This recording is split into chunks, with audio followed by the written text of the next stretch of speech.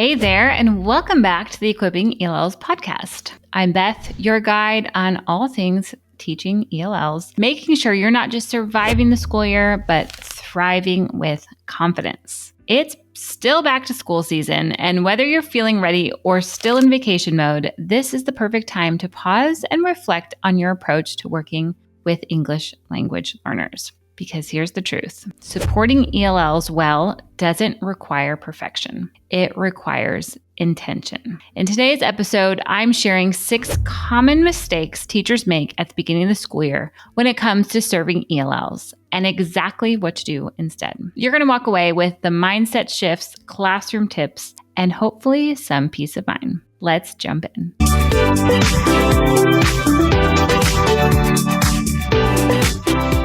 All right, let's start with mistake number 1. Mistake number 1 is waiting too long to include ELLs in meaningful work. I know I was guilty of this in my early days of teaching. One of the most common patterns I see is unintentionally delaying student access to real learning. Maybe the student just arrived. Maybe they don't speak English yet. So we give them coloring pages, flashcards, or isolated vocabulary work while the rest of the class moves forward. It's done with care, right? We want them to do things that are appropriate for them. But the result, students start off disconnected both from the content and their classmates. But here's the truth. Language is acquired through participation, not isolation. We don't wait for students to be fluent before we let them swim. We give them floaties and get them in the pool. So what to do instead? Start on day 1 with group work, scaffolded tasks, visuals, sentence frame, all these things we've talked about on the podcast before. Inclusion doesn't mean doing the same thing the same way, but it does mean engaging in the same thinking. We do not want to start the year off isolating our students, especially those newcomers. We, as their teachers, need to help create a space where they can make connections to you, to their homeroom teacher, to their peers, to other people in the school. And that's done through really intentional, helping them feel welcome and connected in the activities they're doing, not isolating them. If you're not sure where to start on this, check out my free trainings. We have a webinar going on right now that will walk you through this. You can message us on Instagram at Equipping ELLs with the word webinar, and we will send that link to you. You can watch it right away. We have a ton of podcasts on this. So really figure out what types of routines that can make your ELLs feel like full participants from day 1, that they can do it, that you're giving them that support, and they feel connected to the classroom. So that's mistake number 1. Mistake number 2, thinking students aren't learning during the silent period. Again, we're kind of focusing on newcomers right now. We'll get into intermediates here in a couple other mistakes. But here's a myth I hear all the time. He's not saying anything yet, so he must not be learning.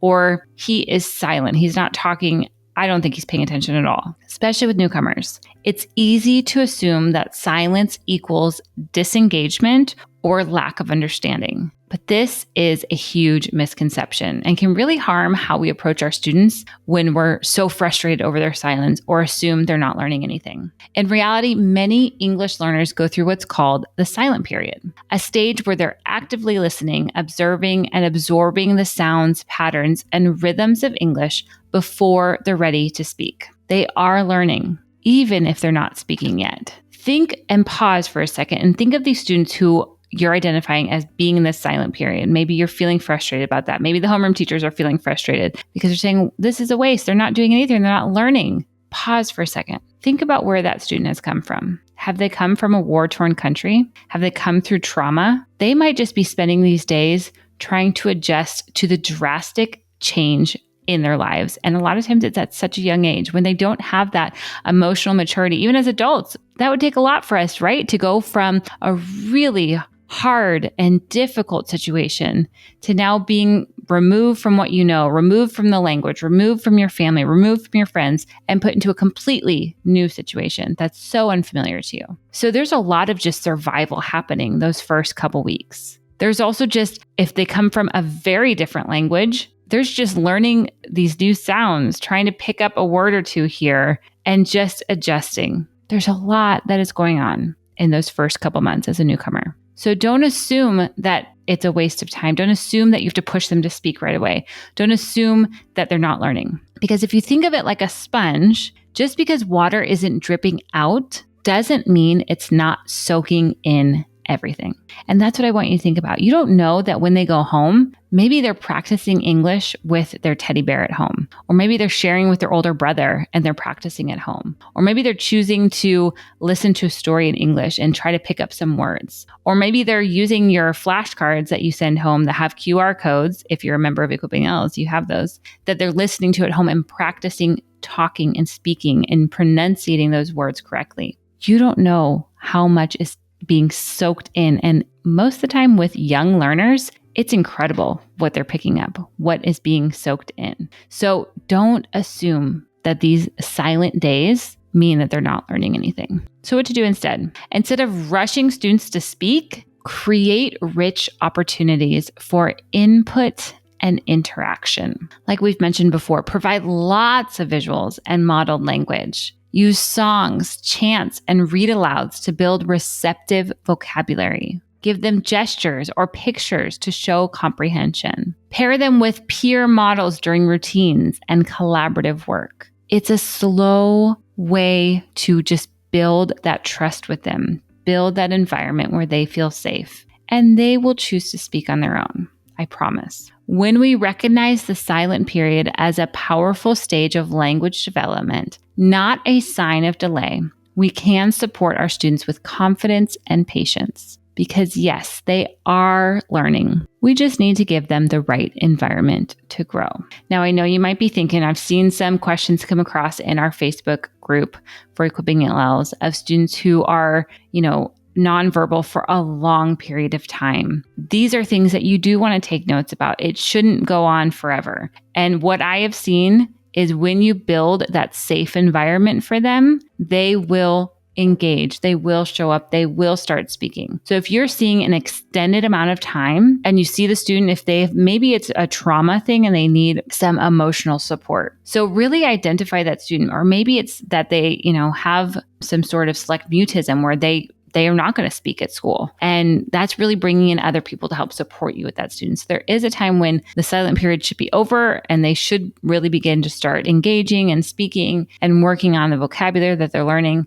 So just take note of that. But in those first couple months, give them that space to really feel comfortable and create that environment that's going to help them grow. Mistake number 3, trying to figure it out all alone. This one hits close to home. So many teachers, especially those in small schools or rural areas, are the only ones responsible for ELL support. And that kind of weight leads to burnout fast. But here's the thing, you're not meant to do this alone. So what you should do instead, surround yourself with the community. Isn't it incredible? The community that we can find in digital spaces, how connected we are, not just with people in our town, but people across the state, across the country, and even internationally.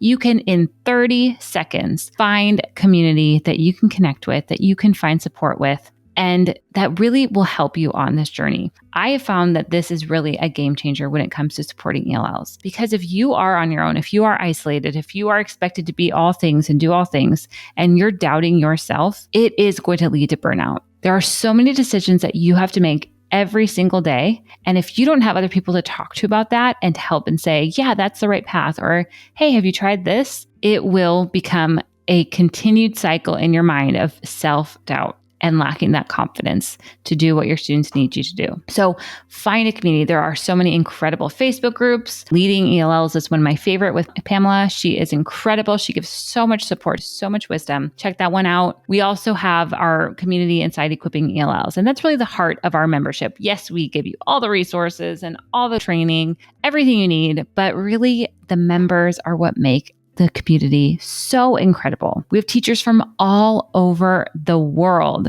sharing ideas, cheering each other on, and reminding each other that we're not alone in this. So if you've been craving that kind of professional support and encouragement, we would love for you to join us. But there's also other free groups out there that you can join as well. The point here is get connected. Find other people in your district, find other people in your state, or find people online so that you do not try to do this alone. It will be a long year if you go that route, because there's so many decisions. Like I said, there's so many paths you can take. So find that support, find that community, and really lean into them this year to make it an incredible year. Mistake number 4, not understanding language levels and guessing all year long. Now, I've done a few previous podcasts about the importance of language levels and differentiation and clear expectations. So this might sound like a broken record, but it really is key to knowing how to spend your time with your students and giving them what they need. So if you've been handed a list of names with WIDA levels next to them and told, just make modifications, support them where they're at. Here, you have their scores. Now go do it. And you don't have any explanation, you don't have any guide, you don't have any training, that can feel really overwhelming and can lead you to doing things that are not really what your students need you to do. So unfortunately, I've seen this happen a lot. We have members that get on calls and say, I don't know where to begin. My administrator or our director of ELL just said, use the WIDA standards. There, you got it. Now go. And they've had no training. They don't even know where to begin with the WIDA standards. And so it can just be very overwhelming. So if we don't understand what the language levels mean, we either oversimplify or we overestimate. Okay, so we're either giving them too much support and that's not what they need, or we're not giving enough support and we're causing them to be frustrated, to be discouraged, and that's not what they need either. So language levels make a really important impact into what we're teaching and what we're planning. So what to do instead? Learn what the levels actually mean. I've done some podcasts on this. We have resources that can help you with this. We have free resources that can help you with this because they tell you what the student can do now, what kind of tasks are appropriate, what types of scaffolds will be most effective. These are really crucial to providing the best support for your students and to see them have language growth, okay?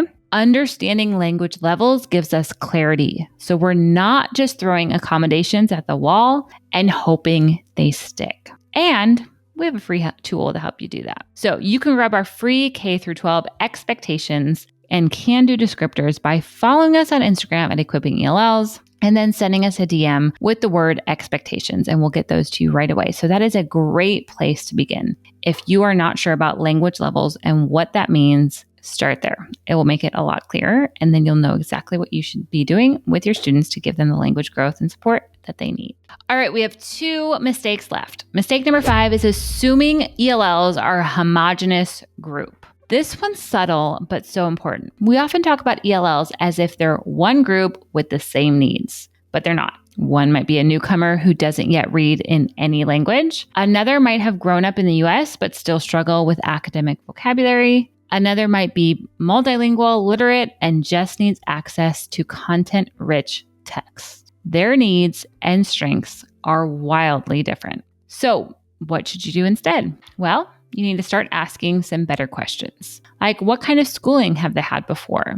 What languages do they use at home? What are their literacy skills in their first language? When we start with student profiles rather than labels, we plan more purposefully and support more meaningfully. And that's where you see the success. All right. And last, mistake number 6 that I've seen at the beginning of the year that teachers might make is isolating language development as just for ELLs. This last one is a mindset shift, and it might be the most important one. Too often, we treat language development like it's only the responsibility of ESL teachers or only necessary for multilingual learners. But the truth is, every student is a language learner, and every subject has its own language. I know a lot of times if you're the ESL teacher, you're kind of struggling and helping to raise awareness and advocacy for your students with the homeroom teachers. And they kind of say, well, that's your role. I have this role. But I think this shift can really help unlock this for homeroom teachers, that all students are academic language learners, right? They're all language learners. The language of math includes terms like estimate, sum, and difference, as well as sentence structures like the answer is reasonable because. A native English speaker doesn't just grow up saying those things. They need to learn those words and what they mean. The language of science might include cause and effect phrases or precise vocabulary like photosynthesis or observe. My 3-year-old is not using the word photosynthesis, even though he can speak English, because that's a word he doesn't know yet. He needs to learn the language. Even in PE, students may need to understand multi-step instructions, spatial words, or terms like pivot and coordination. Language is everywhere, and every teacher is a language teacher. So while ELLs certainly need intentional support in developing these, so do our monolingual students. Academic language isn't something you're born with. It's something you build. So what to do instead? Encourage all teachers, regardless of subject, to reflect on the language demands of their content. What words, phrases, sentence structures, or functions are essential to understanding and expressing learning? Then integrate language objectives into your lessons. Use strategies like structured talk time, explicit vocabulary instruction, graphic organizers, and modeled responses. These scaffolds don't just help ELLs. They raise the bar for everyone. So when we shift from ELL support to language-rich instruction for all, everyone benefits. The start of the year is a powerful time to build new habits. And if even one of these mistakes hits home, let that be your invitation to shift gears, because your ELLs deserve more than just inclusion. They deserve to belong, to engage, and to grow. Now, if you're ready for practical tools, more support, that community you've been looking for, and a clear roadmap, join us inside the Equipping ELLs membership. For a limited time, you can get 20% off your yearly Tier 3 membership with the code EQUIP20 at checkout. You don't have to do this alone, and we'd love to walk beside you this upcoming school year. And if this episode helped you, it would mean the world if you'd leave a quick review on your podcast app, or even just share this episode with a teacher friend who supports ELLs. Thanks again for all the work you do. You're making a huge difference.